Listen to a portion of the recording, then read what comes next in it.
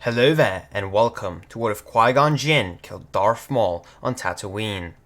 The heat shimmered off the endless dunes as the twin suns of Tatooine beat down from above. Anakin, Jar Jar, and Padme rushed towards the Queen's starship on the horizon, but danger was already upon them. The Sith assassin stepped from his speeder bike in silence, cloaked in black, his horned head ominous and still. Darth Maul ignited his double-bladed lightsaber with a hiss, the weapon flaring bright red in the desert light.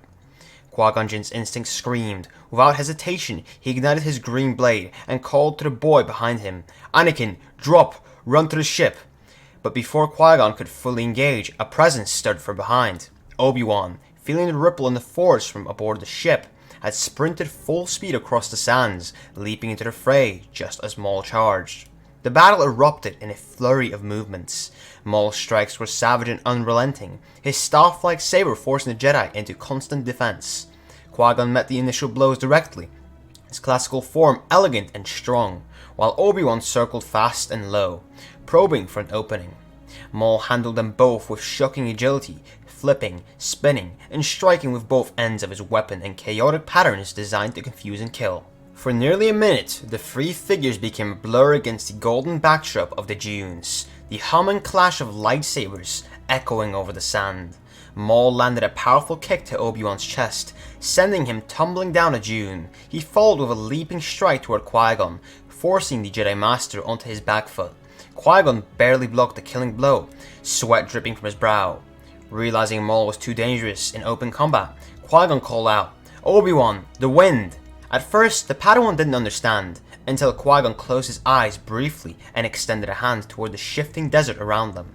Using the Force, he stirred the air and kicked up a violent mini sandstorm, funneling dust and wind directly into Maul's path. The Sith was caught off guard. The sharp sting of sand blew into his eyes, throwing off his precision. Still, he lashed out blindly, his strikes no less dangerous but far less accurate. Obi-Wan rejoined the fight from behind as Qui-Gon pressed forward, both Jedi moving in tandem, one attacking high, the other low. Maul snarled, igniting both ends of his saber again, spinning wildly, trying to regain control, but the sandstorm worsened, the wind howled. Blinded, surrounded, and overwhelmed, Maul stumbled. This was the moment. Obi-Wan dropped low with a sweeping slash, forcing Maul to leap backward, directly into Qui-Gon's lunge. The Jedi Master's saber plunged through Maul's chest, and Obi-Wan followed up with a clean strike across his legs, dropping the Sith assassin hard to the sand. Maul's final breath came in low, guttural rasp, then silence. The storm settled, the suns glared down on a body motionless in the dune. Qui-Gon stood over Maul, breathing heavily. He was trained in the dark side, no doubt. Obi-Wan nodded silently, staring down at the horned corpse. "This wasn't just a warrior," he said. "He was a Sith." The two Jedi recovered Maul's lightsaber, examining the weapon in awe. A double-bladed saber, a design unseen for over a millennium. They wrapped the body in Jedi cloaks, loaded it onto the ship's cargo hold, and returned to Coruscant with more than a story. They now carried physical proof that the Sith had returned. And far away, in the deep core, Darth Plagueis stirred from his meditations. The Queen's ship soared through the hyperspace, but the mood inside was far from celebratory. Qui-Gon Jinn and Obi-Wan Kenobi stood side by side in the ship's lower chamber, staring at the dark, shrouded body of Darth Maul. The double-bladed lightsaber sat on the table beside him, humming faintly, a weapon from another age, one the Jedi believed long gone. Maul's presence had confirmed their worst fear. The Sith were not extinct, they had endured, hidden, waiting for the right time to strike. Upon their arrival on Coruscant, the Jedi wasted no time. The council chamber was tense, the usual calm of the Masters replaced with sharp concern. Even Master Yoda's brow furrowed. Mace Windu stared at the body laid before them, visibly disturbed. "A Sith Lord?" he said grimly. "Not a dark Jedi? Not a rogue? A true Sith?" Obi-Wan, though still a Padawan, spoke with clarity. "He was relentless. His power was rooted in hate. If Master Qui-Gon hadn't used the Force the way he did, I don't know if either of us would have survived." Qui-Gon nodded, his gaze locked on the council. "There is no doubt he was trained in the Sith arts. We have been blind." The council debated for hours. The ancient text said the Sith were ruled by two, a master and an apprentice. But which one was Maul? And more importantly, where was the other? The Jedi had a body, a weapon, and certainty the threat was real, but no trial to follow. The deeper fear that the true Sith Lord was watching them even now, ready to strike again. Meanwhile, in the shadows of the Galactic Senate, Supreme Chancellor Verlorum's hold on power continued to slip. Senator Palpatine of Naboo remained poised and charismatic, still playing his long game, but something had changed. His carefully laid out plans, the Naboo invasion, Maul's assault, the growing panic in the Republic had all hinged on Maul. With the assassin dead, Darth Sidious's plans were fractured, and in his rage, he turned to the only being who could match his fury, Darth Plagueis. The Sith Master had remained hidden, quietly guiding events for years, but Maul's death forced him into the light, at least within the Sith Order. Plagueis confronted his apprentice, furious that he had moved without consent. "You let pride cloud your vision," Plagueis growled. "This child, the brute Maul, he was never meant to challenge the Jedi Order on his own." Palpatine, still seething with ambition, bowed slightly but offered no apology. "He was strong enough. The Jedi got lucky." "No," Plagueis replied coldly. "You got arrogant." Despite the failure, the Sith did not falter. Plagueis insisted that the plan move forward, but now he would take the reins more directly. The galaxy would burn, but the fire would be precise, measured, flawless. Back at the Jedi Temple, tension grew. The Council launched secret investigation across the galaxy. Republic intelligence was quietly pulled in. Every dark corner was examined, but nothing pointed toward the hidden Sith Lord. Qui-Gon, however, remained focused on one more mystery: the boy, Anakin Skywalker. Though Qui-Gon had no grand proof, he still believed Anakin to be the chosen one, a being born of the Force, meant to bring balance. The Council, rattled by Maul's death and the fear of a greater Sith threat, was even more reluctant than before to train the boy. "The prophecy may have been misread," Yoda said. "His future, clouded it is." But Qui-Gon's conviction had only deepened. "The Sith have returned. We will need strength the Order has not seen in 1,000 years. This boy may be the key." Eventually, a compromise was reached. Obi-Wan would be granted the title of Jedi Knight for his valor on Tatooine, and Qui-Gon would be allowed to train Anakin under strict supervision. The Council wanted control. Qui-Gon agreed, for now. And so, the stage shifted. The Sith were no longer rumor, but reality. The Jedi, once complacent, were now alert and restless, and in the depths of Coruscant's underworld, a new Sith strategy was forming. This time, not through brute force, but through manipulation, politics, and precision. The war had not begun, but the match had been lit. A decade had passed. The Jedi had spent those years chasing ghosts, scouring the Outer Rim, and battling the growing unrest rippling across the galaxy. Yet the Sith remained invisible. No new threat surfaced, no dark presence emerged. The mystery of Maul's master hung over the Jedi like a storm cloud that refused to break. Qui Gon Jinn, now more respected and listened to than ever, remained vigilant, convinced that the Sith had simply adapted their strategy. The Council still debated how to proceed, but the galaxy was no longer waiting, it was unraveling. Anakin Skywalker had grown. Under Qui-Gon's guidance, his training was far less rigid than the traditional Jedi path. Qui-Gon nurtured his curiosity and independence, but tempered it with strong moral grounding. Without the emotional neglect the Council might have imposed, Anakin's darker impulses were kept at bay. He was still bold, still impatient, but not angry, not lost. His bond with Obi-Wan remained strong, like brothers raised by a father figure in Qui-Gon. The three had become one of the Order's formidable teams. Then, everything changed. Count Dooku, once respected Jedi Master, Qui-Gon's former teacher, emerged from exile, standing before the fractured galaxy not as a Sith, not as a warmonger, but as a political visionary. He spoke truth the Senate refused to hear. The Republic was rotting from within, corrupted by corporations, dominated by greed. Systems began to break away, forming the Confederacy of Independent Systems, and Dooku stood at their head. The Jedi were divided. Some believed he had turned into darkness. Others believed he was simply doing what the Council would not, taking action. But in secret, behind Dooku's newfound charisma, Darth Plagueis had found his perfect puppet. Palpatine, still a senator, now maneuvering quietly beneath Plagueis' shadow, had been sidelined. The death of Maul had cost him his standing as apprentice. Plagueis, though not as public as Sidious, saw in Dooku something far more dangerous, a leader who could win wars, not just sow them. Dooku didn't need masks or monstrous designs. He had ideology. The Sith now wore the face of righteousness, and that made him more lethal than Maul ever was. In the halls of Kamino, an army was quietly being bred. At the request of Master Sidious, a clone force had been commissioned years prior, unknown to the Council. When the Jedi uncovered this, the truth felt surreal. A Republic army, grown in secret, ready for war. The Jedi were stunned. Who had ordered it? Why? And how had they not known? The answer, though buried in layers of deceit, was simple. The Sith had planned this war for decades. When civil war finally erupted on Geonosis, it did so with fire and thunder. Qui-Gon, Obi-Wan, and Anakin led the charge alongside Mace Windu and the Legion of Jedi. The arena turned into a battlefield. Dooku revealed his Crimson Blade, and the Jedi knew the Sith had returned in full. Yoda himself confronted his former pupil, their duel shaking the very stone beneath them. But Dooku escaped, and the Clone Wars had begun. The galaxy was plunged into chaos, exactly as Plagueis intended. But something had shifted beneath the surface. The Jedi, armed now with the certainty that Dooku was a Sith, began to question more than ever. They did not trust the Senate. They did not trust the growing power of emergency authority given to Chancellor Valorum's successor. And in this timeline, Valorum had not been replaced by Palpatine. Without Sidious's manipulation of the Senate, the politics of the war played out differently.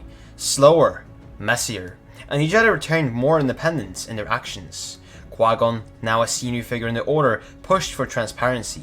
He began quietly investigating not just Dooku's ties, but the origins of the clone army itself. Kaminoan records were murky. Sidious was long dead, and buried deep in the files, Qui-Gon found mentions of a figure unknown to the Jedi, a man who dealt in shadows, who orchestrated things from behind closed doors. The Kaminoans referred to him only as Lord Tyrannus. Realizing that Tyrannus was Dooku's Sith name, Qui-Gon finally saw the pieces align. The war was a lie, a trap, and the Republic had walked straight into it. Meanwhile, Anakin's role in the war was rapidly evolved. A commander in the field, a symbol of Jedi strength, he was loved by troops and feared by enemies. He began forging his legend during the Outer Rim sieges, always the first in and the last out. And yet, thanks to Qui-Gon's influence, he remained grounded. When visions of his mother's suffering returned, it was Qui-Gon and Obi-Wan who accompanied him to Tatooine.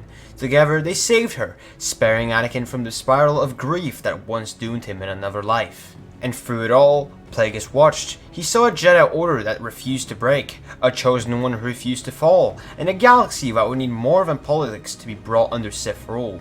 So he began to prepare something else, something final. The endgame was coming, but this time, it wouldn't hinge on corruption in the Senate or the rise of Darth Vader. It would be a war to end all wars, forged in shadows, but unleashed in fire. The Clone Wars have raged on for 3 brutal years. Count Dooku no longer a puppet, but the true face of the Separatists and apprentice to the elusive Darth Plagueis, has guided the Confederacy with a colder, more strategic hand than ever. Without Sidious manipulating the Senate and the public opinion from the inside, the war has become more complex, more prolonged, and more deadly. Yet the Republic stands, thanks to the leadership of the Jedi, and especially thanks to the influence of Qui Gon Jinn. Once an outsider among the Jedi Council, Qui-Gon is now a leading voice of clarity and balance. His survival has reshaped the Jedi Order itself. Anakin Skywalker, now a Jedi Knight with no secret attachments, has matured under the guidance of Qui-Gon and Obi-Wan. The pain of war has tested him. The loss of countless clones and innocents has scarred him, but it has also forged in a deep, sincere compassion.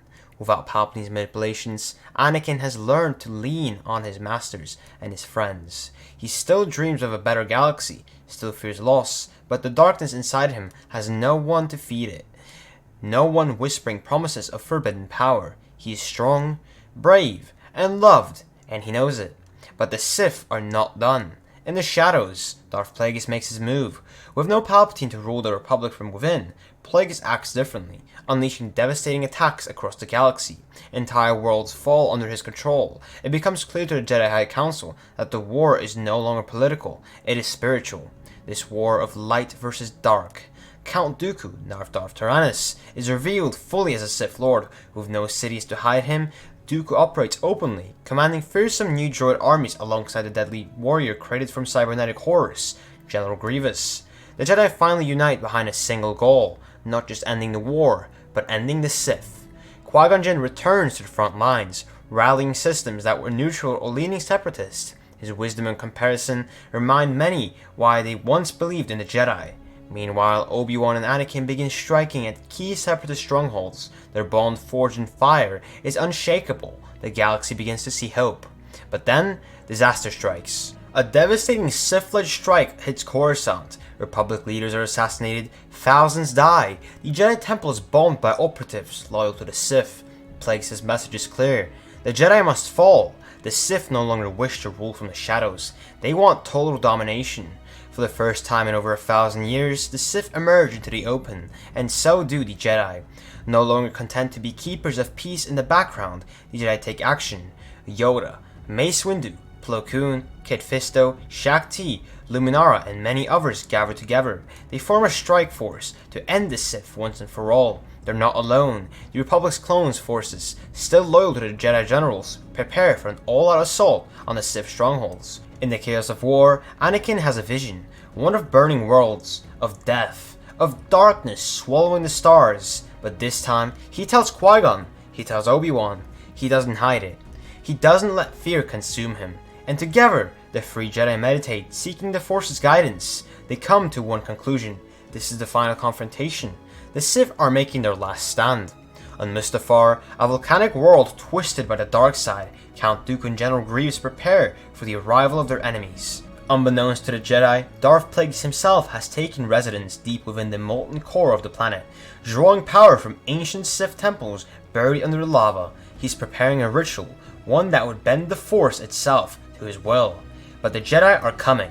With the war reaching its boiling point, Republic fleets descend upon Mustafar. Clone battalions engage legions of droids on the fiery surface. Explosions rock the landscape as walkers and gunships battle against separatist artillery. Amid the chaos, Jedi starfighters break through the atmosphere, carrying with them the greatest warriors of the light side. Qui-Gon, Obi-Wan, Anakin, Yoda, Mace Windu, Plo Koon, a dozen more Jedi Masters. This is it. The war ends here.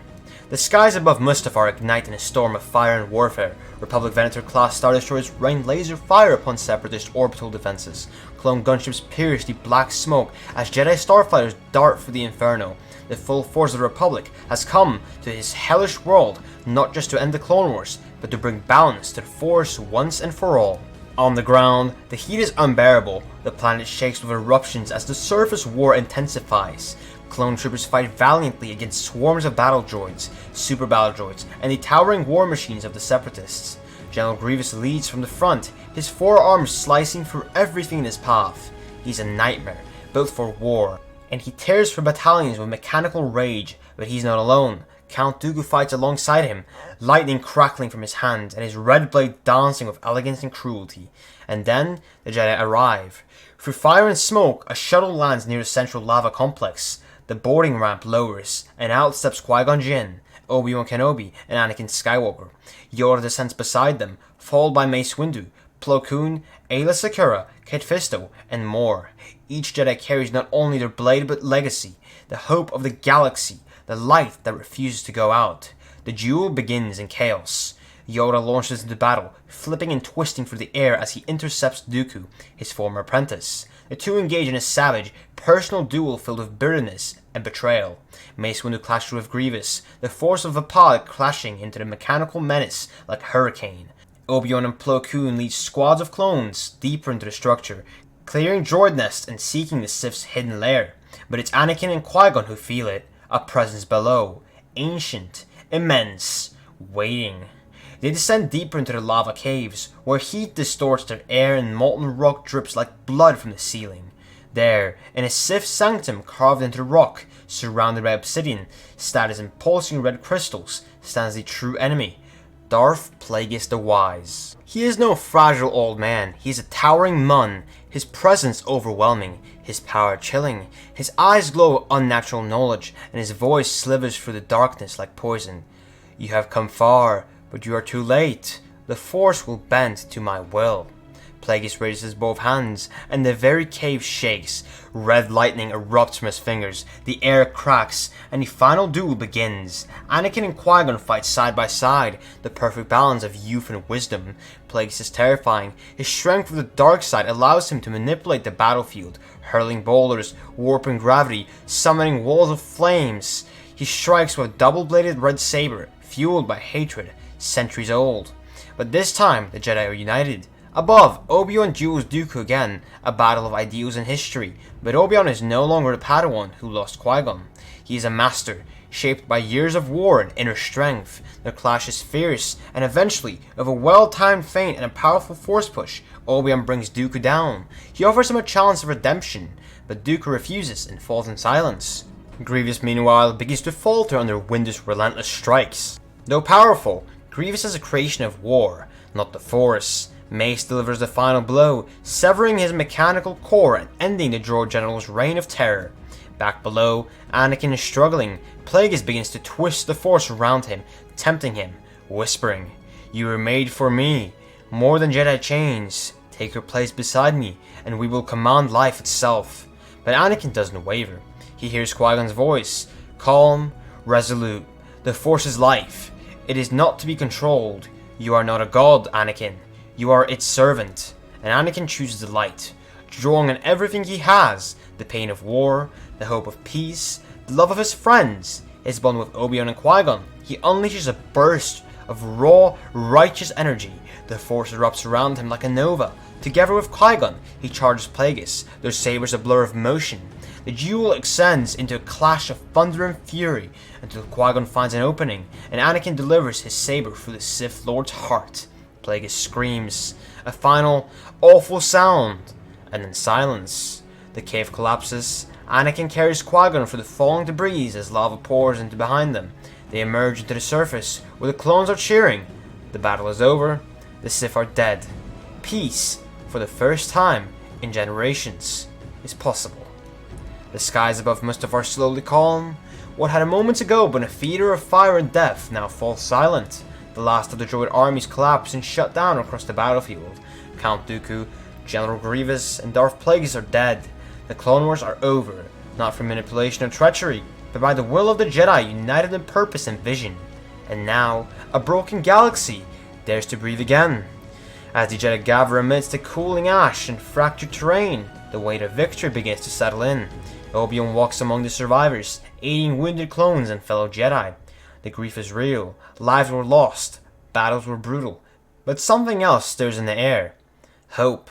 Anakin, still catching his breath, looks out at the horizon beside Qui-Gon. The older Jedi places a hand on his shoulder, offering not praise, but presence. "You chose the light, Anakin," he says softly. "In the darkest moment, you were the light." And that's when Anakin truly understands what it means to be the chosen one. Not to conquer, not to control, but to choose. He wasn't fated to be a Sith, nor shackled by prophecy. He was meant to decide, and in that choice, he fulfilled the balance the Jedi had long awaited. Back on Coruscant, word spread quickly. With the Separatist leadership destroyed and the clone army now under Republic control, the Senate begins a sweeping reformation. But there is no triumphant Palpatine to seize emergency power, no Sidious voice to whisper in ears. The Sith's grip has broken. In the political vacuum left behind, Bail Organa, Padme Amidala, and Mon Mothma lead the movement to restore the ideals of the Republic: transparency, peace, and justice. Palpatine's web of deceit unravels. Investigations, led into part by Jedi intelligence, uncover secret dealings, assassination attempts, and manipulations going back decades. While the Sith masquerade in shadows, their overreach became their undoing. Coruscant sees trials and reformations. The people, weary of war, demand truth, and for once, they get it. After a while, all the information is gathered, and the Jedi find out about Palpatine's Sith identity. Even though they had previously thought that the Sith were eliminated on Mustafar, they quickly go out and seek Palpatine. Palpatine can do nothing, and is promptly defeated by the Jedi, like Yoda, Anakin, and Mace Windu.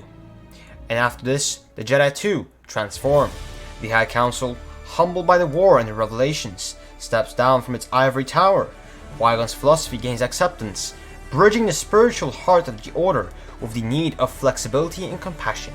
Jedi are no longer bound by rigid codes, but are instead encouraged to feel, to understand, and to connect.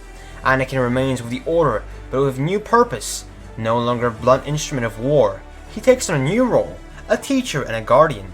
He and Obi-Wan continue their bond, mentoring younglings with empathy. Anakin and Padme, now free from secrecy, marry publicly. Their love is no longer a danger, but a symbol of balance, passion without possession, connection without corruption. They will raise their children not in fear, but in peace. Qui-Gon Jinn, long considered a maverick, is made Grand Master of the reformed Jedi Order. His blend of intuition, compassion, and spiritual insight shapes a new generation, one that served the Force, not dogma. Under his guidance, the Jedi become what they were always meant to be: peacekeepers, explorers, and students of the living Force. And Yoda, wise as ever, chooses to pass on his mantle and retreat to the deep forest of Kashyyyk. Not in exile, but in serenity. He sees in the new generation a spark of the old, rekindled with a brighter flame. Across the stars, peace begins to glow. Former separatist systems rejoin the Republic under new treaties. Reconstruction begins on worlds scarred by war. Droid factories are dismantled. Orphanages and aid convoys take their place. It will take time, generations perhaps, but the galaxy has a new path now, a real one. In the final scene, on a quiet hill under Naboo's twin moons, Anakin and Padme watch their twins play in the grass, while Qui-Gon and Obi-Wan meditate beneath the trees. The Force is calm. The balance has been restored, not by prophecy, not by violence, but by choice, unity, and love. And far across the stars, as light filters for the galaxy once shrouded in shadows, the world of Jedi echo. There is no chaos, there is no harmony, there is no death, there is the Force.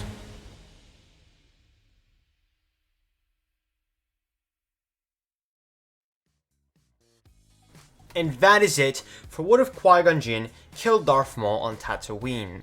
I hope you guys like this what if. I think it's a really good one. I like this one a lot. I just want to know, like, what do you guys think of this thumbnail? Because, like, last what if we went for a serious thumbnail, and this one, well, we went for a not so serious thumbnail. I mean, you can see Qui-Gon and Obi-Wan screaming. You just have an NPC Anakin and Padme in there, and you have a fucking Darth Maul from Fortnite, of all things. But I mean, I think it fits.